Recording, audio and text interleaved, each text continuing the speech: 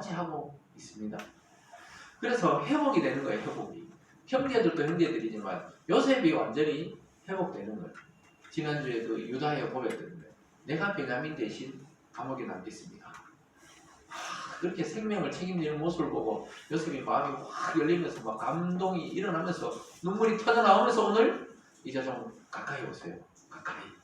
이렇게 이야기하고 있는 것입니다. 사랑하는 여러분, 이것이 회복의 시작이에요. 마음을 열고 가까이 두는 겁니다. 여러분 부부끼리도 다투면은 밖에 나가서 각방 쓰고 막 이러잖아요. 그리고 막 부모와 자녀하고도 틀어지면 막 집을 나가서 산다든가 막 이래 된단 말이에요. 근데 그게 오해가 풀리고 또 서로 사랑으로 하나가 되면 어떻게 됩니까? 가까이 두고 싶어요. 가까이 하게 되는 게 특징입니다. 저와 여러분은 하나님과 멀어졌던 사람이에요. 근데 하나님이 그리스도를 이 땅에 보내시고 우리 대신 죄를 짊어지고 십자가에 죽게 하시고 나서 그를 믿는 자를 하나님은 자녀처럼 가까이 하신다고요. 믿습니까? 그래서 우리는 하나님과 이제 가까이 온 자예요.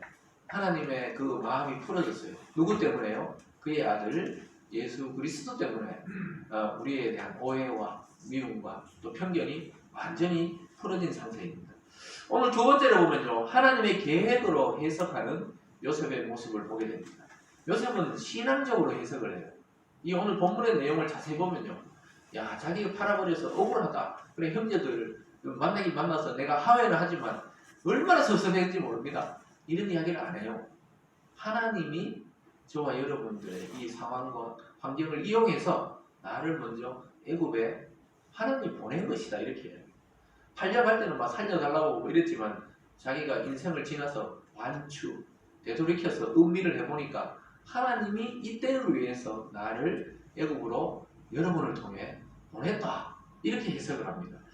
해석이 굉장히 좋죠. 그래서 생명의 구원이 담긴 하나님의 계획이고 작정이었다고 요셉은 이야기합니다. 여러분 어떠세요? 여러분 살아오면서 예수님 믿게 된 게 참 우연이죠.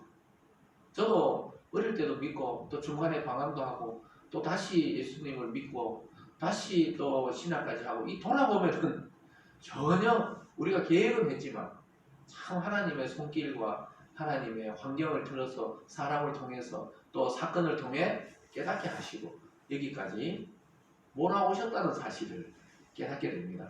아마 여러분들도 여러분의 의지로 예수님 믿고 교회 오고 이런 것 같지만 돌아보면 하나님이 지금까지 쫙 살아있게 하시고 예수를 믿게 하시고 교회에 나오게 하시고 직분을 주시고 또 하늘의 소망을 품게 하신 줄 믿습니다. 그래서 그런 계획이 있었다는 거예요. 형들은 자신을 팔아버린 요셉이 총리가 되었다는 것이 얼마나 두려웠겠습니까? 이 사실은 나중에 아버지가 죽고 나서도 형들은 두려워해요. 사실은 말은 안 했지만 형제들은 요셉이 반드시 복수할 것이다, 그런 인간적인 생각도 있었어요. 그래서 야곱이 죽고 나서 형제들이 요셉에게 가서 야, 아버지가 우리 편안하게 화해해서 지내라 그랬다고 이렇게 한 번 더 찾아옵니다. 그러니까 요셉이 아이고 걱정하지 말라 하면서 나는 이미 그런 거 다 잊었다, 이렇게 하는 장면이 나중에 또 나옵니다. 그만큼 형제들이 자기들의 죄책감이 컸던 거죠. 그래서 이제 원망도 없고 자기는 복수할 생각도 없다고 5절에서 이렇게 말합니다. 당신들이 나를 이곳에 팔았다고 해서 근심하지 마소서, 한탄하지 마소서. 하나님이 생명을 구원하시려고 나를 당신들보다 먼저 보내셨나이다. 이것이 믿음의 해석이요, 신학적 해석이요, 요셉의 신앙의 고백적인 해석입니다. 여러분과 제가 이렇게 이야기해요. 왜 여기 보냈는가? 왜 나는 왜 서울이 아니고 대구에 있는가? 여러분들이 그럴 수 있잖아요, 이 젊은 사람들. 나는 또 왜 대구가 아니고 서울에 있었는가? 또 서울에 있을 때 그 생각하거든요. 이 가족을 떠나서 여기까지 왔나? 아마 해외에 있는 선교사들은 더 할 겁니다. 근데 나중에 보니까 생명 구원, 가족 구원에 여기 지금 요셉처럼 당신들보다 먼저 나를 보내가지고 우리 가족을 다 구원하려고 하는 하나님의 계획이 숨겨 있었습니다. 이렇게 고백합니다. 저와 여러분의 삶도 그렇습니다.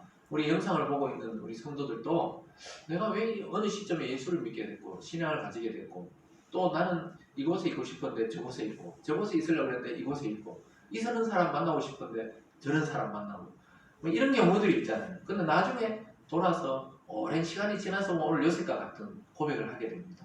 하나님의 계획 속에 내가 살아왔구나. 그 순간순간은 우리는 어떻게 해석할지 모르지만 지나서 보면 모든 게 압축적으로 보면 하나님의 시간 속에 들어와 있는 겁니다. 여러분 지나온 시간은 얼마나 빠른지 돌아보면 한순간이죠. 어릴 때 저는 영원히 죽을 때까지 산속에 사는 줄 알았어요. 그 시골 마을에 살 줄 알았다니까요. 근데 지금 뭐 서울도 살다, 대구도 살다, 안동에도 살다 그런 걸 계획한 적이 없었어요. 어릴 때 보는 세상이 전부니까 그 산 너머에 또 산이 있고 뭐 산이 있고 이런 시골에 그냥 계속 살 줄 알았는데 돌아서 생각해 보니까 하나님의 계획이 있었던 겁니다. 근데 유일하게 그 소망이 뭐였죠? 거기에 있던 그 작은 시골 교회에 다녔던 게 소망이었어요. 밤낮 없이 갔죠. 밤에도 가고 낮에도 가고 그때는 뭐 밤 예배가 있었거든요. 지금처럼 오후 예배가 아니고 오전에 드리고 밤에 예배 드렸어요. 수요일도 밤에 드렸습니다. 토요일도 학생의 예배도 밤에 있었어요. 그 중고등학교 때 막 밤에 왔다 갔다 하고 그랬죠. 그때는 무슨 계획이 있는지 잘 몰라요. 여기서 살고 또 여기서 죽고 뭐 이렇게 할 줄 알았어요. 왜냐하면 할아버지도 거기서 살고 거기서 죽고 큰아버지도 거기서 살다 죽고 동네 어르신도 거기서 살다 죽고 이거 보기 때문에 그렇게 살다 죽을 줄 알지. 서울에 가서 목회를 하고 뭐 대구에 와서 목사를 하고 이런 생각을 꿈을 꿔본 적이 없습니다. 물론 순간순간에 선생님이 될까 목사가 될까 이런 꿈이 있긴 있었죠. 어릴 때 교회를 다녔으니까. 그렇지만 이런 그림을 그린 적이 없었다는 겁니다. 아마 저희 이야기가 아마 여러분의 이야기일 겁니다. 여러분들도 살아오면서 이런 가정을 꾸리고 이런 남편을 만나고 이런 부인을 만날 거라고 상상을 못하고 어릴 때는 살아왔을 거예요. 근데 이제 70이 넘고 80이 되고 이런 어르신들은 참 빠르다는 생각을 할 거예요. 참 인생은 성경의 말씀처럼 이 화살과 같다. 또 그 풀 위에 있는 이슬과 같다. 굉장히 와닿을 거예요. 제가 어릴 때는 이 성경 똑같이 이런 걸 읽어도 인생은 뭐 꽃이고 풀이고 전혀 안 와닿았어요. 근데 이제 조금씩 의미가 이제 와닿기 시작했어요. 속도가 좀 빨라졌다 이거죠. 근데 어른들은 막 너무 아쉬울 거예요. 막 1년 지나는 거, 2년 지나는 거. 그리고 죽음에 대한 공포가 막 때로는 막 밀려왔다가 또 멀리 갔다가 하나님에 대한 은혜가 충만할 때는 막 죽어도 사니까 이랬다가 또 신앙이 다운될 때는 막 와 죽으면 어떻게 되려고 걱정이 될 겁니다. 그런데 다 지나고 나서 여러분의 고백이 오늘 이 요셉의 고백 같기를 바랍니다. 하나님이 여기까지 나를 인도하셨다. 이런 고백이 있기를 주님의 이름으로 축원합니다. 그래서 요셉은 이야기하고 있습니다. 이것이 바로 여러분 신앙적이고 이 성경적인 해석이라 이를 볼 수 있습니다. 하나님께서 자기들 조상 아브라함에게 맺었던 그 언약을 이삭을 통해 야곱을 통해 요셉을 통해 하나하나씩 이루어가고 있는 중이었어요. 그게 자기들은 몰라요. 근데 우리가 이제 성경을 보면은 이렇게 해서 이스라엘 백성이 애굽에 가서 나중에 거의 뭐 120만 명, 때로는 200만 명 가까운 민족이 되어서 나오게 되는 계기가 되는구나. 그것을 우리는 보게 되죠. 그 시대를 살아갔던 야곱이나 요셉은 그냥 기근이 오니까 이사했고 또 거기 총리를 하고 있으니까 가족들이 왔고 우리가 지금 이 교회를 개척해서 살아가는 것도 어떻게 될지를 모르는 거예요. 하나님이 어떤 뜻이 있는지를 이 세월이 지나고 우리가 죽고 그 다음 세도도 지나고 한 100년, 150년 지나야 그때 거기서 복음을 전했던 게 어떤 의미인지 우리는 천국에서 그것을 보고 있을 것입니다. 요셉과 야곱과 아브라함 전부 천국에서 지금 우리가 자기들 이름 이야기하는 걸 듣고 있는 것과 같은 것입니다. 그래서 요셉이 이 같은 신앙 고백은 이스라엘의 구원과 또는 성경이 말하는 그 남은 자를 구원하시겠다 이랬던 하나님의 계획이 이루어지고 있는 것을 점점 보고 있는 것입니다. 이것이 나중에 예수님 안에서 성도된 우리들에게도 이 말씀이 적용이 되는 거예요. 예수님을 통해서 우리들이 구원을 받고 또 이 세상의 이스라엘 민족이 아닌 이방인들, 남은 자들도 구원을 받는 그런 역사가 그리스도 안으로 연결되어 있는 것입니다. 아브라함에서 시작해서 그리스도에서 완성이 된 것이죠. 그래서 주님은 그것을 이루기 위해서 이 땅에 육체로 오시고 십자가를 지시고 진짜 죽기까지 하셨고 결국 3일 만에 약속대로 부활하셔서 하나님 보좌 우편에 올라가시고 우리에게 성령을 보내주셔서 예수 믿는 믿음의 도리를 갖게 하셨던 것입니다. 그러니까 놀랍게도 요셉의 고백 속에서 그리스도 예수님의 그 희생과 구원의 사역을 그대로 예표하고 있고 보여주고 있습니다. 오늘 7, 8절을 함께 읽어보겠습니다. 7절과 8절을 함께 읽습니다. 시작. 하나님이 큰 구원으로 당신들의 생명을 보존하고 당신들의 후손을 세상에 두시려고 나를 당신들보다 먼저 보내셨나니 그런즉 나를 이리로 보내기는 당신들이 아니요 하나님이시라. 하나님이 나를 바로에게 아버지로 삼으시고 그 온 집의 주로 삼으시며 애굽 온 땅의 통치자로 삼으셨나이다. 당신들이 아니라는 거예요. 그리고 죄책감을 갖지 말라는 거예요. 그 당시에는 서로 미워하고 막 죄책감이 있고 또 요셉은 원망스러웠지만 지나서 보니까 당신들이 아니고 하나님이 나를 보냈다는 거예요. 아까 말했지만 마찬가지입니다. 대우로 왜 이렇게 나를 이렇게 파송했을까? 그 교회가 보냈지만 교회가 보낸 게 아니에요. 하나님이 뜻이 있기 때문에 거기서 한 영혼을 구원할 자가 있기 때문에 그런 것입니다. 그것이 가족이 될지 친구가 될지 아니면 전혀 모르는 사람들이 될지 모르는데 내려와서 지금 전도되는 분들 보면 가족도 있고 전혀 몰랐던 사람도 있고 또 옛날 알던 후배들도 있고 이렇게 전도가 됐어요. 이 짧은 시간 속이지만 많이 전도가 되고 있습니다.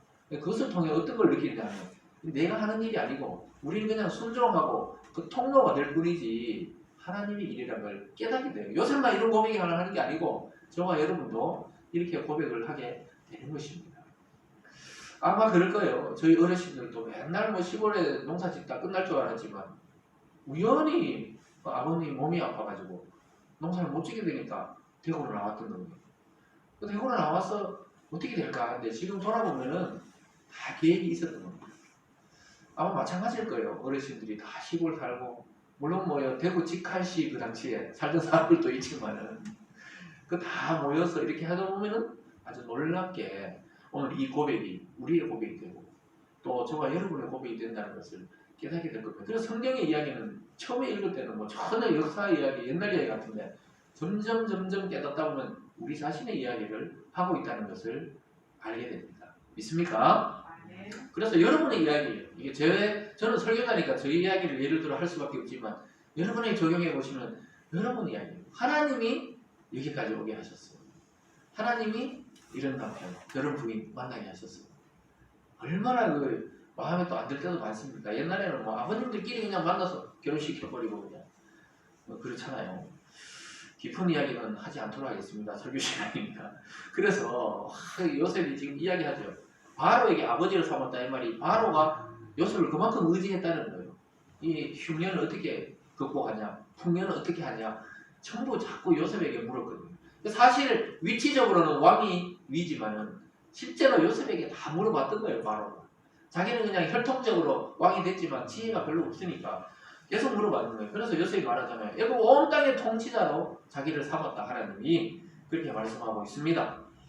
요셉은 자기의 전 생애가 하나님의 손에 붙들린 인생이라고 지금 고백하고 있습니다. 저와 여러분의 삶을 가만히 오늘 한번 돌아가셔서 한번 집에 가서 반추해 보시기 바랍니다.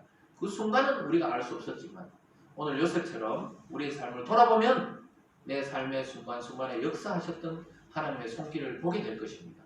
내가 그때는 예수를 믿었든 안 믿었든 내가 그때 교회를 나갔든 안 나갔든 내 죽음의 고비에서 살려주신 분은 하나님이시고 왜냐?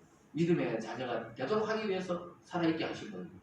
그리고 그때 내가 정말로 어떤 사람을 만나 뭐 사기를 당했다 만약에 그것도 하나님이 그 길로 못 가도록 하기 위해서 막으시려는 하나님의 뜻이 있었던 거고 그런 거예요. 돌아보면 그런 것입니다. 그래서 여러분 표면적으로 일어나는 일들만 보지 마시고 그걸 한번 한꺼풀 열어봐야 돼요. 한꺼풀을 열어봐야 됩니다. 콩은 콩깍지를 까봐야 그 안에 콩인지 아니면 비어있는지를 알듯이 여러분의 삶도 한번 열어봐야 돼요.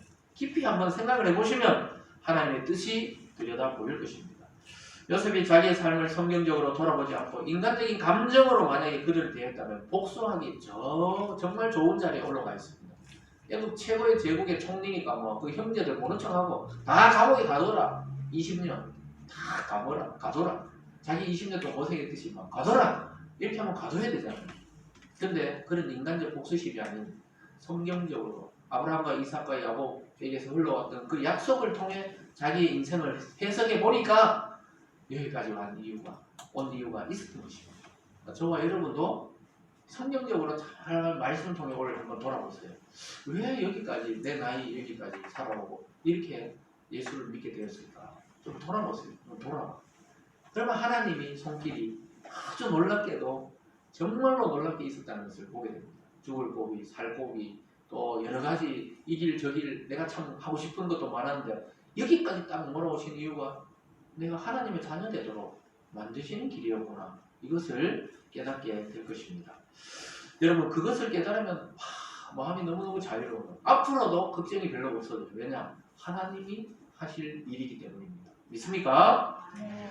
그래서 그리스도인들의 삶은 반드시 우리가 한 번쯤은 성경적으로 신학적으로 돌아볼 필요가 있어요. 꼭 신학교 가서 신학을 돌아보는 게 아니에요. 성경적으로 돌아보는 게 이게 신학적으로 돌아보는 것입니다. 인간적으로 생각하면 전혀 다른 해석이 나오지만 하나님 앞에 말씀을 통해 내 인생을 해석해보면 정확한 해석이 나오게 됩니다. 어느 날 참 자기 인생의 문제에 빠져 있다가 예수님 만나고 자유를 얻고 기쁨을 얻고 소망이 생기고 이런 전체적인 내 하나님의 자녀로서의 인생이 보이기 시작합니다. 그러면은 너무 즐거워요. 그 다음부터는 하는 일이 괴로운 일이 아니고 즐거운 일이 되기 시작합니다. 오늘 요셉의 고백처럼 하나님이 이러한 일들을 해오셨고 무엇보다도 우리 자신만이 아니라 또 우리를 통해 또 다른 누군가를 구원할 계획을 가지고 우리를 하나님의 자녀로 불렀다는 사실을 깨닫기를 주님의 이름으로 축원합니다. 네. 오늘 마지막 세 번째로 보면요. 완전히 회복된 회복의 눈물을 흘리는 형제들, 이 12명의 형제들의 모습을 보게 됩니다. 여러분 회복되면 울게 되어 있어요. 회복 덜 되면 형제끼리 만나면 어떻게 돼요? 화를 냅니다. 형제끼리 사랑이 깊어지면 어떻게 해요? 만나면 눈물이 흐르고 즐거운 소리 나지만 이 뭔가 오해를 계속 하고 있으면 어떻게 돼요? 만나면 좋은 친구가 아니고 만나면 싸우게 되는 그런 일들이 많이 있죠. 살아가다 보면 말보다도 이 눈물 한 방울 때문에 우리가 감동을 받고 마음의 변화가 오고 이런 적이 얼마나 많습니까? 예전에 보면 여성의 무기는 뭐라 그래요?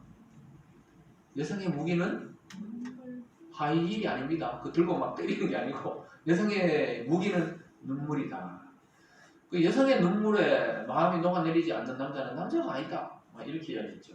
그래서 여자는 어떻게 해야 돼요? 위기 때 울어야 됩니다. 남자는 어떻게 해야 됩니까? 울어야 돼요. 남자도 울어야 됩니다. 이게 옛날에 교육이 잘못된 거예요. 여자는 눈물로 하고 남자는 뭐 울면 안 된다. 성경을 보면 남자도 울으라고 하고 여자도 울으라고 하고 다 울어야 돼요. 왜 그러냐? 감정이 회복되면 눈물이 나게 되어 있습니다. 그래서 살아가다가 보면은 참 감동받을 때 많은 눈물을 흘리게 되고 또 위기 가운데 눈물을 흘리게 되고 혼자 그냥 알 수 없이 그냥 운전을 하고 하다가도 눈물이 쭈르륵 흘러내리고 이런 경험을 하게 될 때가 있어요. 하나님 주시는 회복의 눈물입니다. 마음에 쌓이기 많으면 울질 않아요. 꽉 얼어붙어 있습니다. 요셉은 절대 남 앞에서 울지 않는 사람이었어요. 자기 형제들 만났을 때도 몰래 뒷방에 가가 울고 나오고 이랬잖아요. 지금까지는. 그전에는 아예 울지를 않았어요. 대중 앞에서. 자기가 총리기도 하고 울면 약점을 잡힌다. 이렇게 생각했거든요. 자기를 지지해주는 사람 애굽에 아무도 없었잖아요. 그렇기 때문에 절대 울지 않고 마음의 냉방을 딱 가지고 살았던 사람입니다. 근데 말로 다 표현하지 못할 감동이 올라올 때 어떻게 됩니까? 울고 싶어서 우는 게 아니에요. 그냥 터져 나옵니다. 너무나 감동적이에요. 제가 저번에 한번 얘기했지만 이상 가족들 만날 때 울고 싶어 우는 게 아니고 막 몇십 년 만에 형제 자매 또 아들 딸을 만나니까 그냥 터져 나오는 거예요. 터져 나오는 눈물은 치유가 됩니다. 치유. 하나님이 그런 눈물을 줄 때가 있습니다. 그럴 때는 억지로 참지 마세요. 눈물을 흘려버리는 거예요. 예전에 제가 서울에서 설교할 때 갑자기 어떤 부분에 설교하다가 막 울컥해가 눈물이 날아가더라고요. 근데 제가 이 학교에서 배울 때는 이 설교자가 울면 안 된다. 이런 걸 많이 배웠거든요. 설교자가 울면은 이 설교가 그림이 끊기고 그 사람들이 말씀이 아니고 설교자에 집중을 하게 되니까.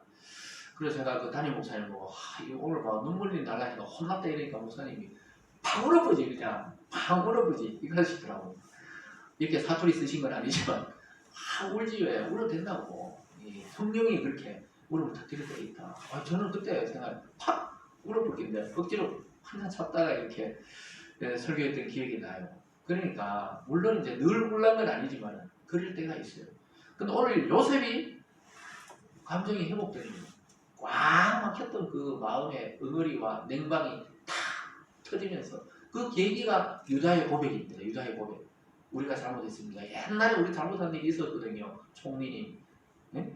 우리가 참 동생 하나 이래버렸는데 이제 내가 책임지겠습니다. 이 말 듣고 그냥 마음이 터져나오고 하나님이 하신 거죠. 그래서 우리가 하나님 안에서 구원을 받으면 또 회심을 하면은 마음을 돌이키면은 타락되었던 감정도 많이 회복됩니다. 그래서 지식도 회복되고 감정도 회복되고 의지도 회복되는 것이 이 예수 그리스도를 믿는 우리들입니다. 그래서 인격이 우리가 전인격이 변화한다 그러죠. 온전히 인격이 변화되어서 다른 사람이 돼버립니다. 옛날에 그 사람이 아니고 예수 믿고 나서 다른 사람이 돼버려요. 눈물을 흘리게 되는 겁니다. 그래서 악한 일을 당할 때는 막 의로운 분노가 일어나고 슬픈 자를 보면 같이 눈물이 나고 막 기뻐하는 사람 보면 시기심 없이 같이 기뻐해주는 이런 온전한 감정으로 예수님 믿을 때 회복이 돼요. 그래서 여러분 남성들도 이제 좀 눈물이 날 때 우셔야 됩니다. 슬픈데 막 억지로 이렇게 어금니 개목을 참지 말고 우세요. 펑펑 우시면 됩니다. 근데 참 잘 안 울어요. 특히 뭐 지역적인 그런 게 있어서 그런지 경상도 남자들은 정말 잘 안 운다 이런 말을 많이 해요. 서울에 가니까 또 그러시더라고요. 경상도 참 안 운다고 이러는데 저도 돌아보면 뭐 아버님 우는 걸 본 적이 없는 것 같아요. 근데 아버님은 기억 못 하는데 저는 딱 한 번 참 이 소리 내고 우시는 걸 본 적이 있는 것 같아요. 그 저희 형이 군대 갔다 와서 공무원 합격해놓고 그 텀이 있잖아요. 그때 아르바이트 한다고 막 운전해서 이제 노가다한다고 왔다 갔다 하다가 교통사고 나해가지고 내장이 막 터지고 이래가지고 의사가 수술하다 나와가지고 마지막에 될지 모르게 보라 이랬다 하더라고요. 참 의사들 냉정하지. 그랬을 때 제가 화장실에 가 있었나 뭐 이러는데 밖에 누가 우는 거예요. 그 아버님 제가 듣고 있는 거 몰랐을 거예요. 그때 막 눈물을 많이 흘리시더라고요. 참 그렇구나. 이 남자들도 참 자식이 죽는다 하니까 그랬던 기억이 지금 이 설교를 하면서 설교 준비를 하면서 생각이 나더라. 그 우는 것들, 이 감정이 치유되고 회복되고 그걸 담아놔보면 병이 됩니다. 울고 싶을 때 울어야 되고 웃고 싶을 때 웃어야 되고 이런 감정들이 필요한 것이죠. 그래서 감정의 회복이 일어나는 게 예수님 믿을 때 처음 일어나는 현상이에요. 그래서 교회 처음 왔을 때 눈물 많이 흘렸다는 그런 성도를 많이 보게 됩니다. 자기가 옛날 교회도 안 다녔는데 교회 와서 이상하게 눈물이 나더라. 설교 들을 때 눈물이 나고 다 내 이야기 같고 찬양 들을 때 내 얘기 같고 목사님이 뭐 내가 본 적도 없는데 또 뭐 몇천 명 되는 교회는 어떻게 그 사람을 알겠어요. 근데 꼭 내 이야기 하는 것 같더라. 이런 경험들을 하거든요. 그럴 때 이 감정도 회복이 되고 치유가 되는 겁니다. 여러분 오늘 말씀을 듣는 우리 여기에 현장에 나오신 분이나 영상을 통해 말씀을 듣는 모든 분들에게 올 한해는 감정도 완전히 회복되고 또 온전한 감정을 회복하시기를 주님의 이름으로 축원합니다. 그 감정이 회복돼야 왜곡되어서 사람을 바라보지 않거든요. 그 사람에 대해서 오해하지 않는다 이 말입니다. 그래서 요셉은 막 큰 소리를 울고 나서 형제들에게 안심하십시오 그러면서 막 이야기하고 있습니다. 그리고 형제들과 막 한 명씩 안고 울어요. 제일 사랑하는 자기 동생 베냐민하고는 막 어금 맞추어서 울고 그 다음 형제들과도 막 울면서 입을 맞춥니다. 그때 인사법이니까 막 입을 맞추면서 울고 그랬습니다. 그래서 요셉은 형제들에게 하나님이 우리 전부 우리 가족을 구원하고 우리 종들도 구원하고 가축까지도 다 구원하려고 나를 여기 보냈습니다. 이런 고백을 하면서 막